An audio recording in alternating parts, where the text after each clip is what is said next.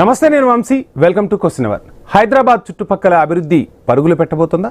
చేవెళ్ల, మొయినాబాద్, రాజేంద్రనగర్, శంషాబాద్ ప్రాంతాల్లో భూముల ధరలకు రెక్కలు రానున్నట్లుగా ప్రచారం అయితే జోరుగా సాగుతుంది. దీనంతటికీ 111 జీవోను ఎత్తివేస్తారన్నదే కారణంగా కనిపిస్తోంది. జంట జలాశయాలైన ఉస్మాన్ సాగర్, హిమాయత్ సాగర్ల పరిరక్షణ కోసం 1996లో అప్పటి ప్రభుత్వం జీవో 111ను తీసుకొచ్చింది. దీని కారణంగా సికింద్రాబాద్ వైపు కంటోన్మెంట్, రంగారెడ్డి, వికారాబాద్ జిల్లాల పరిధిలో అభివృద్ధి విస్తరణకు, వికేంద్రీకరణకు ఆటంకం ఏర్పడింది.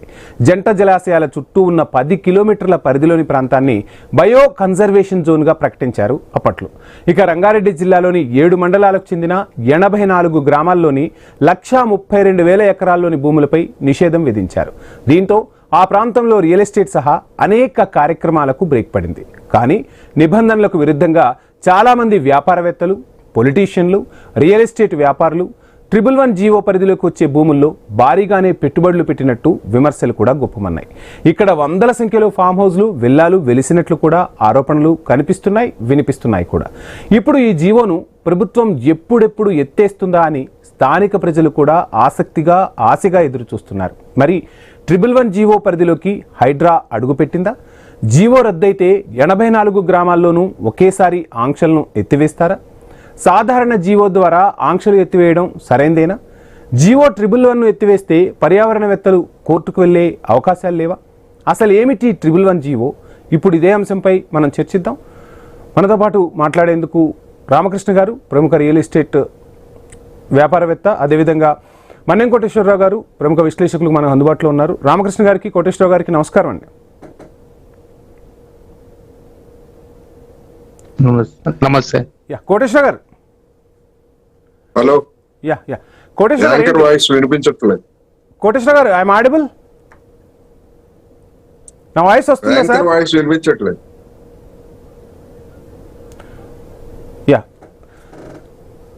రామకృష్ణ గారు, మీకు వస్తుందండి వాయిస్? ఓకే అండి, వినబడుతుందండి. రైట్, వినబడుతుందండి. రామకృష్ణ గారు, ఏంటి మొత్తంగా 111 జీవోను ఎత్తివేస్తే రియల్ ఎస్టేట్ రంగం పరుగులు పెట్టబోతుంది? ఎవరి వాయిస్ వినిపించట్లేదు. కోటేశ్వర గారు, ఒక్కసారి నెట్వర్క్ చెక్ చేసుకోండి సార్. రీజాయిన్ అవ్వండి sir, please. Sir please rejoin sir. Ramakrishna గారు, ఏంటి రాజేంద్ర నగర్, శంషాబాద్ ప్రాంతాలు, అదేవిధంగా కొన్ని ప్రాంతాల్లో ఇప్పుడు 111 జీవోను ఎత్తివేయటం ద్వారా ఏమేమవబోతుంది? అంటే రియల్ ఎస్టేట్కు మంచి ఊపు రాబోతుందా? అందరికీ నమస్కారం అండి. ఐ న్యూస్ ప్రేక్షకులకు అందరికీ కూడా నమస్కారం. ముందుగా నేను చెప్పదలుచుకున్నది ఏంటంటే సార్, 111 జీవో తీసుకొచ్చిన మన పరిధి మనకు అందరికీ తెలుసు. దేనికోసం మనం తీసుకొచ్చామన్న విషయం తెలుసు. ఈరోజు హైదరాబాద్ జంట నగర, సికింద్రాబాద్ జంట నగరాలకు వాటర్ సోర్స్ 99% అందిస్తున్నంత కూడా ఈ 2 జలాశయాలు. ఈ 2 జలాశయాల పక్కన కనుక కన్స్ట్రక్షన్స్ జరిగితే, ఇండస్ట్రీస్ కానీ అవన్నీ కనుక పెడితే, ఆ వాటర్ పొల్యూషన్ అయిపోతే హైదరాబాద్కి వాటర్ సోర్స్ అనేది మళ్ళీ ఆల్టర్నేట్ గా మనకు లేదు అనే ఉద్దేశంతో 111 జీవో 84 గ్రామాలలో తీసుకురావడం జరిగింది. దీని ఉద్దేశం ఏంటంటే, ఆ 84 గ్రామాల్లో ఎక్కడ కానీ కన్స్ట్రక్షన్స్ కానీ, లేదంటే ఇండస్ట్రీస్ కానీ, లేదంటే ఏమి పెట్టడానికి లేదు. ఆ భూములలో పంట సాగు మాత్రమే చేసుకోవాలి. అమ్మడం, కొనడం కూడా కరెక్ట్ కాదు అని చెప్పేసి ఆ రోజు శంషాబాద్ పరిధిలో చాలా చోట్ల పెద్ద పెద్ద బోర్డులు అన్ని కూడా ఇప్పటికీ ఉన్నాయి. ఈ రోడ్డు విస్తరణలో కొన్ని తీసేశారు, కానీ ఇప్పటికి కూడా 111 జీవోలో కొనకూడదు, అమ్మకూడదు అనే ఒక బోర్డ్స్ అనేది గవర్నమెంట్ పెట్టింది. సో ఈ గవర్నమెంటే కాదు, లాస్ట్ గవర్నమెంట్ కూడా, అంతకుముందు ఉన్న గవర్నమెంట్లు కూడా ఏం ప్రయత్నం చేశారంటే, ఈ 111 జీవో కింద ఉన్న 35,000 ఎకరాలను 111 జీవో ఎత్తేసేస్తే దాన్ని అమ్మేయడం వల్ల రాష్ట్ర ప్రభుత్వానికి ఆదాయం వస్తుంది, దానివల్ల గవర్నమెంట్ ముందుకు నడుస్తుందన్న ఉద్దేశంతో గత ప్రభుత్వం కూడా ప్రయత్నం చేశాయి. కానీ ఇప్పుడు సుప్రీంకోర్టులో వాదన జరిగినప్పుడు అప్పుడు ప్రీవియస్ గవర్నమెంట్ వాదించింది ఏంటంటే, ఈ 111 జీవోకు మీకు వాటర్ ఇబ్బంది అంటున్నారు కదా హైదరాబాద్కి, మేము హైదరాబాద్కు ఆల్టర్నేట్ వాటర్ సోర్స్ మేము ఇస్తాము అని చెప్పేసి వాళ్ళు ఏం చేశారంటే, హైదరాబాద్కు వాటర్ సోర్స్ ఇచ్చేస్తామని చెప్పేసి వాళ్ళు గోదావరి నుండి వాటర్ ఇస్తాము, గోదావరి నుండి మీకు ఆల్టర్నేట్ వాటర్ మేము హైదరాబాద్కి ఇస్తామని చెప్పేసి అప్పుడు వాదించడం జరిగింది ఆ ప్రభుత్వం. సో దానివల్ల ఏమైందంటే అప్పుడు సుప్రీంకోర్టులో కొన్ని వాదనలు జరిగినాయి. తర్వాత సుప్రీంకోర్టు కానీ మా అక్కడ ఉన్న వాదనలతో ఏంటంటే ఆ 1 జీవో పరిధిలో ఓన్లీ నాన్ పొల్యూటెడ్ కంపెనీలు ఇండస్ట్రీస్ నాన్ పొల్యూటెడ్ ఏదైనా కన్స్ట్రక్షన్ జరిగితే మాకు ఇబ్బంది లేదు అనే ఉద్దేశంతో అప్పుడు వాళ్ళు మాట్లాడడం జరిగింది. సో ఇంకా అది జరుగుతూనే ఉంది. గత ప్రభుత్వం చాలా మాక్సిమం ప్రయత్నం చేసింది 1 జీవో ఎత్తేయడం కోసం. ఇప్పుడు ఈ ప్రభుత్వం కూడా మాక్సిమం ప్రయత్నం చేస్తోంది. కానీ 100% మాకున్న అవగాహన ప్రకారం చెప్తున్నాను సార్, 1 జీవో ఎత్తేయడం ఇప్పట్లో సాధ్యం కాదని నేను అనుకుంటున్నాను. ఒకవేళ మీరు అన్నట్టు రియల్ ఎస్టేట్ గురించి ఆలోచిస్తే రియల్ ఎస్టేట్ గురించి ఆలోచిస్తే రియల్ ఎస్టేట్ పడిపోతుందా పెరుగుతుందా ముఖ్యం పెడితే ఇప్పుడు జంట జలాశయాలతో మన వాటర్ సోర్స్ కనుక దొరకకపోతే రేపు హైదరాబాద్ కి వాటర్ సోర్స్ ఏంటి అనే పరిస్థితి మనం ఆలోచన చేసుకోవాలి. అయితే ఇక రియల్ ఎస్టేట్ అనేది ఓన్లీ 35,000 ఎకరాలతోటి మీద ఆధారపడేమీ లేదు. ఇంకా హైదరాబాద్ అనేది ఎక్స్టెండ్ అవ్వకుండా వెళ్ళిపోతుంది. రియల్ ఎస్టేట్ కి హైదరాబాద్ కు తెలంగాణకి ఏమి ఇబ్బంది ఏమీ లేదు. బట్ 1 జీవో ఎత్తేయడం వల్ల ప్రాబ్లం ఏమవుతుందని అంటే మన వాటర్ సోర్స్ అనేది తగ్గిపోతుంది. రియల్ ఎస్టేట్ వాళ్ళగా మేము కూడా ఒప్పుకుంటున్నాం. ఇంకొక మాట చెప్పొచ్చు, ఒకవేళ 1 జీవో తప్పనిసరి పరిస్థితుల్లో ఎత్తేస్తే కనుక ఈ శంషాబాదే కాదండి, షాద్నగర్, బాలానగర్ ఏవైతే 3R అనుకుంటున్నామో 3R వరకు కూడా ప్రైజెస్ అనేది రియల్ ఎస్టేట్ అనేది చాలా పెరిగిపోతాయి. సో ఆ ఉద్దేశంలో పెట్టుకొని 1 జీవో మీద చాలా అంచనాలు ఉన్నాయి. 1 జీవో వల్ల రియల్ ఎస్టేట్. రామకృష్ణ గారు మళ్ళీ వస్తాను మీ దగ్గరకు సార్. కోటేశ్వర గారు, 1 జీవోకి సంబంధించి ఎప్పటి నుంచో ఎన్నో రకాల చర్చలు సాగుతున్నాయి. ఇప్పుడు 1 జీవోను ఎత్తివేసే దిశగా ప్రభుత్వం అడుగులు వేస్తుంది. అంటే ఒక జీవో ద్వారా ఈ జీవోను ఎత్తివేయటం సాధ్యమవుతుందా? మరలా కోర్టుకు వెళ్లే అవకాశాలు ఉండవా? గతంలో కోర్టు తీర్పులను పరిశీలిస్తే ఈ జీవోని రద్దు చేయటం అంత సులభం కాదు, అంత సులువు కాదన్న అంశాలు కూడా కనిపిస్తున్నాయి. సో ఎలా చూస్తున్నారు? ఖచ్చితంగా. ఎందుకంటే ఇవాళ పర్యావరణం గురించి లేదా పర్యావరణ పరిరక్షణ అనేటువంటి అంశం కూడా ప్రధానంగా ముందుకు వస్తున్నటువంటి నేపథ్యాన్ని మనం చూడాలి. చూసాం హైదరాబాద్ సెంట్రల్ యూనివర్సిటీలో కంచగచ్చిబౌలి భూముల విషయంలో ఏ విధమైనటువంటి పరిణామాలు జరిగాయో మనందరికీ తెలిసిందే. ఒక హైదరాబాద్ కి మంచినీటి సరఫరా కోసమే ఈ 111 జీవో అనేటువంటిది కాదు, దాంతో పాటు పర్యావరణానికి సంబంధించినటువంటి అంశం కూడా దానిలో ఇమిడి ఉంది. అందువలన హైదరాబాద్ కి మేము కృష్ణా నది నుంచి లేదా గోదావరి నుంచి మేము నీళ్లు అందిస్తున్నాం కనుక ఇవన్నీ కూడా ఎత్తేయడము అనే కనుక అట్లా ఎట్లయితే మరి రక్షితమైనటువంటి అడవులు ఉన్నాయి హైదరాబాదు నగరంలోనూ లేదా చుట్టుపక్కల ప్రాంతాల్లో. మరి వాటన్నిటిని కూడా అదే పేరుతోటి మేము ఎక్కడో అడవులు పెంచుతాము లేదా పచ్చదనాన్ని పెంచుతాము అనేటువంటి పేరుతోటి ఆ అటవీ ప్రాంతాలన్నింటినీ కూడా ప్రభుత్వానికి చెందినటువంటి అటవీ ప్రాంతాలన్నింటినీ కూడా రియల్ ఎస్టేట్ వెంచర్స్ గా మారిస్తే హైదరాబాద్ లో నివసించేటువంటి జనాల యొక్క పరిస్థితి ఏమిటనేటువంటిది కూడా సమస్య వస్తుంది. అందుకని ప్రభుత్వం ఆర్థికంగా ఇబ్బందుల్లో ఉన్నది. ఆర్థికంగా ఇబ్బందుల్లో ఉన్నప్పుడు ఆర్థిక ఇబ్బందుల్ని వేరే విధంగా ఏ విధంగా చూడాలనేటువంటిది తప్ప ఒకసారి బంగారు బాతును కోసి అందులో ఉన్నటువంటి గుడ్లన్నీ తీసుకున్న తర్వాత ఇంకా మిగిలేది ఏమీ ఉండదు. అందుకని ఈ విధమైనటువంటి ప్రయత్నాలు గత ప్రభుత్వ హయాంలో కూడా జరిగాయి. ఆ ప్రభుత్వ మాటలు లేదా నాయకుల మాటలు నమ్మి అనేక మంది ఆ ప్రాంతాల్లో స్థలాలు కొనుగోలు చేసినటువంటి వాళ్ళు ఉన్నారు. అవన్నీ కూడా పెండింగ్ లో ఉన్నాయి. LRS కూడా దానికి వర్తించకుండా ప్రభుత్వం నిషేధం విధించినటువంటి సంగతి మనకు తెలిసిందే.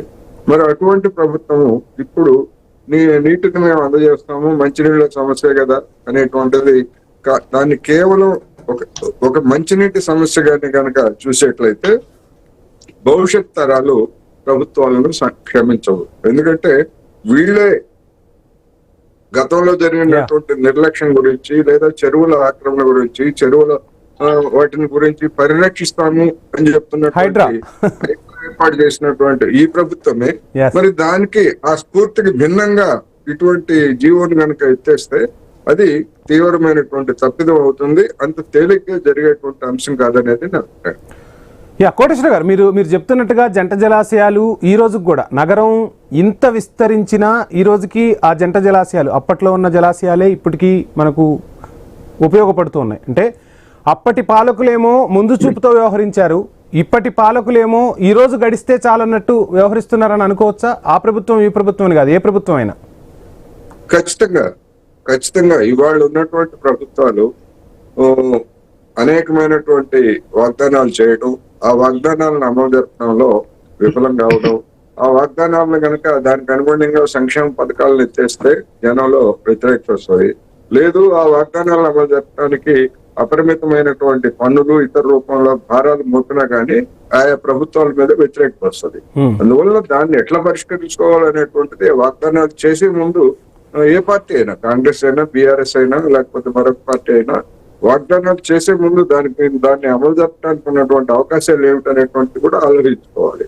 అలాంటిది ఏమీ లేకుండా ఇవాళ ఇప్పుడు డబ్బులు కావాలి కనుక ఇంకో 2.5 సంవత్సరాల్లో ఎన్నికలు జరగబోతున్నాయి కనుక ఆ ఎన్నికల కోసం ఆపద ముక్కల్లాగా ఈ భూములన్నీ అమ్ముకొని ప్రభుత్వ పథకాలను అమలు జరపాలనేటువంటి ఒక దూరాలోచన తప్ప దీని వెనకాల మొత్తం హైదరాబాద్ పరిసరాల్లో ఉన్నటువంటి పర్యావరణాన్ని కాపాడాలి అనేటువంటిది లేదు. నిజానికి ఇంకా హైదరాబాద్ లేకపోతే గతంలో 30-40 సంవత్సరాల క్రితం హైదరాబాద్ లో ఉన్నటువంటి పరిస్థితులకి ఇప్పుడు ఉన్నటువంటి పరిస్థితులను చూస్తే ఇది నిజంగా హైదరాబాదేనా, లేకపోతే గతంలో గజవాడకి బ్లేజ్వాడ్ అనే పేరు ఉండేది. ఇప్పుడు హైదరాబాద్ కూడా హైదరాబాద్ బ్లేజ్ లాగా మారిపోతున్నటువంటి పరిస్థితిని మనం చూస్తున్నాం. ఎందుకు ఇలాంటి పరిస్థితులు రావాలి, జనం చేసినటువంటి తప్పిదం ఏమిటి అనేటువంటిది కూడా ఇక్కడ సమస్యగా వస్తుంది. రామకృష్ణ గారు, అంటే పట్టణాలకి జనం పెరుగుతూ ఉన్నారు అంటూ, అందులోనూ హైదరాబాద్ లాంటి నగరాలకు ఒక తెలుగు రాష్ట్రాల నుంచే కాదు ఇతర రాష్ట్రాల నుంచి కూడా ఇక్కడికి వస్తున్నారు, చాలా మంది సెటిల్ అవుతున్నారు. సో వాళ్ళందరికీ కూడా వసతులు కల్పించాల్సిన బాధ్యత ఉంటుంది.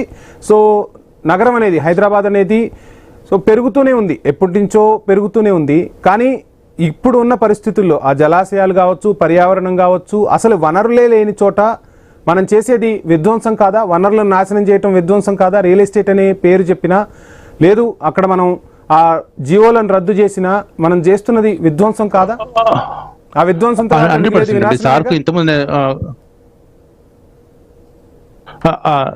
అవును సార్, ఇప్పుడు మాట్లాడారు కదా, సేమ్ నేను కూడా అదే చెప్తున్నాను. ఇంకోటి మీకు ఒకటి కలెక్షన్ చేసుకోవాల్సింది ఏంటంటే, మేము రియల్ ఎస్టేట్ వాళ్ళు తీసుకున్న నిర్ణయం కాదు కదా, ఇది తీసుకున్నది ఎవరి నిర్ణయం? గవర్నమెంట్ నిర్ణయం తీసుకుంటారు. లాస్ట్ ఎవరు సుప్రీంకోర్టులో కొట్లాడుతున్నారు? గవర్నమెంట్ కొట్లాడుతుంది. ఈ రోజు గవర్నమెంట్ 30,005 ఎకరాలు అమ్మాలనుకుంటుంది, ఎవరు? గవర్నమెంట్ అమ్మాలనుకుంటుంది. ఇది రియల్ ఎస్టేట్ వాళ్ళు తీసుకున్న నిర్ణయం కాదు. రియల్ ఎస్టేట్ కోర్టులో ఏమి వాదించట్లేదు, కోర్టులో ఏమి ఇన్వాల్వ్మెంట్ అవ్వలేదు. ఇక్కడ ఇన్వాల్వ్ అయిపోయింది ఏంటిది? గవర్నమెంట్ ఇన్వాల్వ్ అయింది, తెలంగాణ గవర్నమెంట్ ఇన్వాల్వ్మెంట్ అయింది, తెలంగాణ గవర్నమెంట్ కొట్లాడుతుంది. రియల్ ఎస్టేట్ వ్యాపారం జరుగుతుంది, నేను అది కాదనట్లేదు. బట్ దానిలో పూర్తిగా రియల్ ఎస్టేట్ వాళ్ళు ఇన్వాల్వ్మెంట్ అయ్యేది కరెక్ట్ కాదు. రియల్ ఎస్టేట్ జరుగుతుంది అది.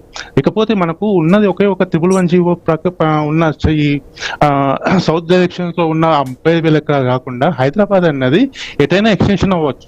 ఈ రోజు మీ రేవంత్ రెడ్డి గారే కదా హెచ్ఎండిఏ పరిధిని 666 వరకు, 666 దాటిన తర్వాత 5 కిలోమీటర్స్ వరకు కూడా పెంచారు. ఈ రోజు నగరం విస్తరిస్తున్నది, మనకి విస్తరించడానికి ఎక్కడ అడ్డుపడింది? ఈ రోజు మీరు వరంగల్ హైవేలో కానీ, బెంగళూరు హైవేలో కానీ, ముంబై హైవేలో కానీ, ఏ హైవేలైనా ఎక్స్టెన్షన్ అవ్వకుండా అయిపోతుంది. మనకి ఇబ్బంది ఏం లేదు. ఉన్నది ఒకే ఒక్క మన సిటీ ఎక్స్టెన్షన్ అవ్వకుండా ఆగింది ఒక 111 జీవో.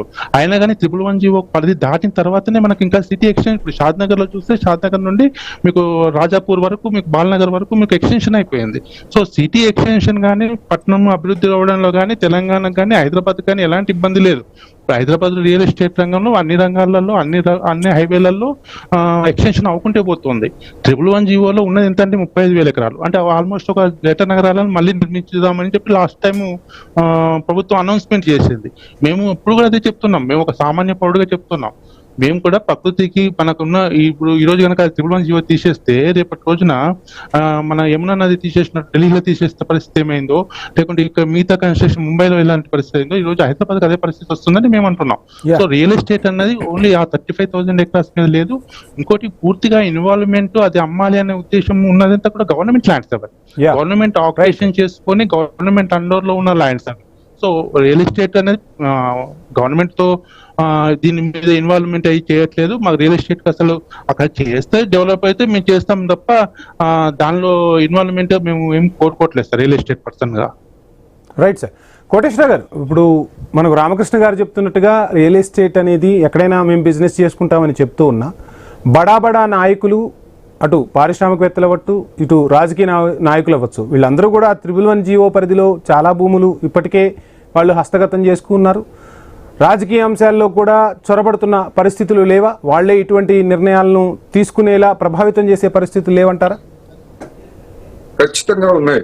దీని వెనకాల, ఈ మూవ్ వెనకాల రియల్ ఎస్టేట్ రంగంలో ఉన్నటువంటి కొంతమంది వాళ్ళ యొక్క లాబింగ్ కూడా ఉంటుందనేది గౌడంగా అభిప్రాయం. ఇప్పుడు రామకృష్ణ గారు చెప్తున్నారు, నిజంగానే ఈ 111 జీవోతో నిమిత్తం లేకుండానే హైదరాబాద్ పరిసరాలలో అటు సంగారెడ్డి దాటిపోయింది, అదే విధంగా ఇటు షాద్ నగర్ దాటిపోయి ఇవన్నీ కూడా ఉన్నమాట వాస్తవం. కానీ అట్ ది సేమ్ టైమ్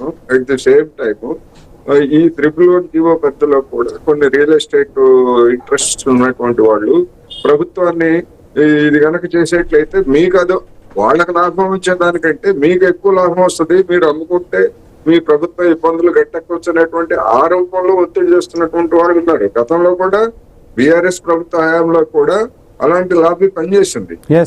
అలాంటి లాబీ పనిచేసి మొత్తం అంతా దాదాపు ఎత్తేసినట్టుగానే చేసినటువంటి ప్రకటనలు రాజకీయ నాయకులు చూసాం. అందువల్ల మళ్ళా అలాంటి ఒక పొరపాటు చేయొద్దు అనేటువంటిది ఈ సందర్భంగా రేవంత్ రెడ్డి సర్కార్ని మనం డిమాండ్ చేయాలి. ఎందుకు అంటే పర్యావరణం అనేటువంటిది ఇప్పుడు అనేక ఐరోపా దేశాలు లేకపోతే ఇతర దేశాలు చూసినప్పుడు ఉపాధి కోసం 100 కిలోమీటర్లు వెళ్తున్నటువంటి వాళ్ళు ఉన్నారు. ఇప్పుడు బొంబాయిలో ఉద్యోగాలు చేసేటువంటి వాళ్ళు ఎంత దూరం నుంచి వస్తారండి? వాళ్ళు లోకల్ ట్రైన్స్ లో ఆ ఫెసిలిటీస్ కల్పిస్తే శాటిలైట్ టౌన్స్ లేకపోతే సెకండ్ థర్డ్ టైర్ పట్టణాలను అభివృద్ధి చేసి పర్యావరణానికి లేకపోతే ఇతరత్ర ఇబ్బందులు లేకుండా అక్కడ కూడా పరిశ్రమలు, వాణిజ్య సంస్థలను పెట్టి ఆ విధమైనటువంటి ఒక సమగ్ర అభివృద్ధిని తీసుకురావాలి తప్ప మొత్తం హైదరాబాద్ లోనే కేంద్రీకరిస్తే, హైదరాబాద్ లోనే అభివృద్ధి మొత్తం అంతా పరిశ్రమలు వీటన్నింటినీ కేంద్రీకరిస్తే మనం చూసాం ఉమ్మడి రాష్ట్రంలో ఈ కేంద్రీకరణ పెరిగిపోయి విభేదాలకు దారితీసినటువంటి విషయం తెలిసింది. రేపు మళ్ళా ఇదే పరిస్థితి హైదరాబాద్ అంటే తెలంగాణలో కూడా హైదరాబాద్ మొత్తం మీద దీని మీదనే కేంద్రీకరిస్తే మిగిలినటువంటి ప్రాంతాల సంగతి ఏమిటి? వాళ్ళలో కూడా అసంతృప్తి వస్తుంది.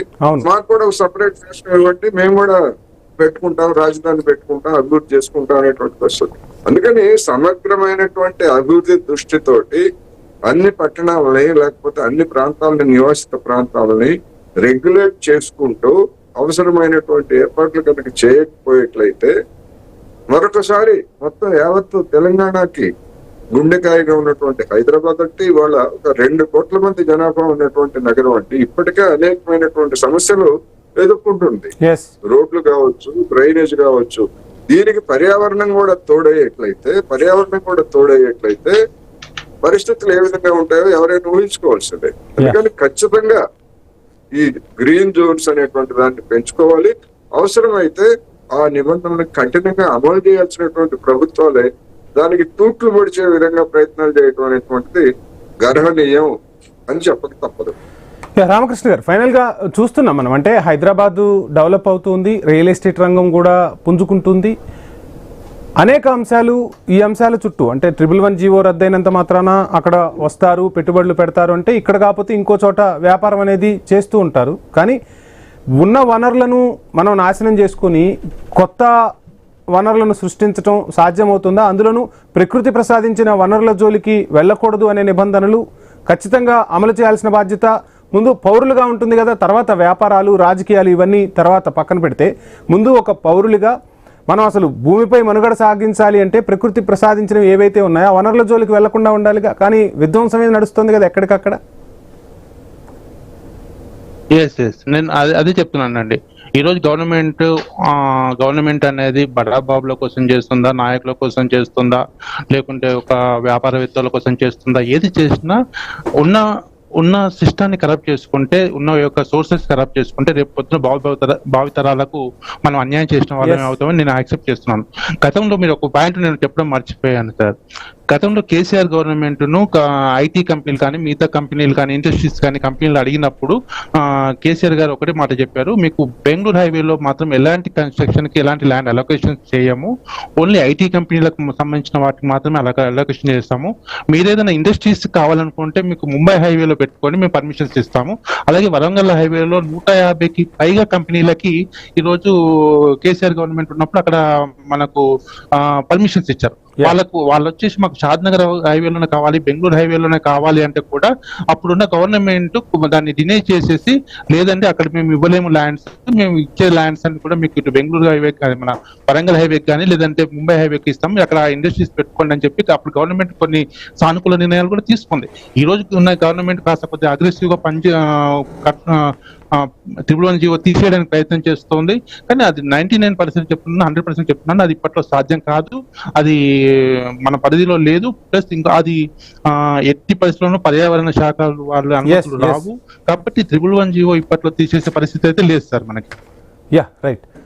ఫైనల్గా ఏం చెప్తారు అంటే కోటేశ్వర గారు, ఒకవైపు ప్రభుత్వం జీవో రద్దు చేసి ఇంకో జీవో తీసుకొచ్చినా ఖచ్చితంగా కోర్టులకు వెళ్తారు. గతంలో కోర్టు తీర్పులను కూడా మనం చూసాం. సో పర్యావరణానికి హాని కలిగించే చర్యలు అయితే తీసుకోరు. అందులోనూ రేవంత్ ప్రభుత్వం హైడ్రా లాంటి, ఇందాక మీరు మెన్షన్ చేశారు కూడా, హైడ్రా లాంటి ఒక విధానాన్ని తీసుకొచ్చిన తర్వాత ఏంటి అంటే ఈ విషయంలో ఏ విధంగా ముందుకెళ్తుంది అనుకుంటారు? ఇప్పుడు హైదరాబాద్ నగరంలో కాలుష్య కారకమైనటువంటి పరిశ్రమలని వెలుపలకి తరలిస్తామని ఇదే ప్రభుత్వం చెప్తా ఉంది. మరి అటువంటి ప్రభుత్వము మళ్ళా 111 జీవో ఎత్తేస్తే ఏదో ఒక సాకుతో ఏదో ఒక రూపంలో ఆ ప్రాంతంలో కూడా, లేదా ఆ ప్రాంతమే కాదు ఏ ప్రాంతంలో కాలుష్య కారకమైనటువంటి పరిశ్రమలు వచ్చినా గానీ అక్కడ ఉన్నటువంటి పర్యావరణం మనం చూసాం కదా, ఎథనాల్ పరిశ్రమ వస్తా ఉంటే ఏ విధమైనటువంటి ఆందోళనలు జరిగాయో మనం చూసాం. అందుకని ఆ విధమైనటువంటి ముందు జాగ్రత్త చర్య లేకపోతే జవాబుదారీతనం అనేటువంటిది ఎవరికైనా అవసరం. జవాబుదారీతనం కనుక లేకపోయేట్లయితే ఇప్పుడు తెలంగాణలో ఉన్నటువంటి వాళ్ళందరూ చేస్తున్న విమర్శ ఏమిటి? ఏ పార్టీ అయినా, గతంలో ఉన్నటువంటి కాంగ్రెస్ పార్టీ, గతంలో ఉన్నటువంటి తెలుగుదేశం పార్టీ మొత్తం హైదరాబాద్ లేకపోతే తెలంగాణ ప్రాంతాన్ని అంతటిని కూడా విధ్వంసం గావించింది, రియల్ ఎస్టేట్ కింద మార్చింది, వాతావరణాన్ని అంతా చెడగొట్టింది అనేటువంటి విమర్శలు చేస్తున్నారు కదా. మరి చేస్తున్నప్పుడు మరి వాళ్ళకొక రూలు లేకపోతే వీళ్ళకొక రూలు ఉంటుందా? అందుకని వీళ్ళే మళ్ళీ అటువంటి పనులు చేస్తా ఉంటే జాతి, తెలంగాణ జాతి అంత తేలిగ్గా ఉండదు. ఖచ్చితంగా భవిష్యత్తులో ఇట్లాంటి వాళ్ళ పట్ల తీవ్రమైనటువంటి నిరసన వ్యక్తం చేసేటువంటి అవకాశం కూడా ఉంది. మనం చూసాం హైదరాబాద్ సెంట్రల్ యూనివర్సిటీ భూముల విషయంలో ఏ విధమైనటువంటి యాజిటేషన్ వచ్చిందో. ఇటువంటి దానిలో ఆ విధంగా వస్తుందా రాదా అని చెప్పలేం, కానీ వచ్చేందుకు అవకాశం ఉంది. పర్యావరణ పరిరక్షణ కోసం పనిచేసేటువంటి వాళ్ళు ఖచ్చితంగా దీన్ని ఒక ఇష్యూ చేస్తారని మాత్రం నేను చెప్తాను. థ్యాంక్ యూ కోటేశ్వరరావు గారు, రామకృష్ణ గారు. మొత్తంగా 111 జీవోకు సంబంధించి మరోసారి తెలంగాణలో ఆసక్తికరమైన చర్చ అయితే సాగుతుంది. ప్రభుత్వం ఈ జీవోను ఎత్తివేయబోతుంది, దానికి సంబంధించి నిర్ణయాలు కూడా తీసుకోబోతున్నారు, కీలక నిర్ణయాలు. మరోవైపు పర్యావరణవేత్తలు మాత్రం ఉన్న జలాశయాలను కూడా నాశనం చేసుకుంటామా, ఆ 2 జలాశయాలను కాపాడుకోకపోతే హైదరాబాద్ మనగడే ప్రశ్నార్థకం అవుతుంది అని చెప్తున్నాం పరిస్థితి. చూద్దాం ఏం జరగబోతుంది భవిష్యత్తులో. 111 జీవో మరోసారి రాజకీయ చర్చకు, రచ్చకు దారితీస్తుందా అనేది వెయిట్ చేసి ఆ తర్వాత పరిణామాలు ఏ విధంగా మారబోతున్నాయి అనేది చూద్దాం. ఇది వాళ్ళ క్వశ్చన్ అవర్. Stay tune.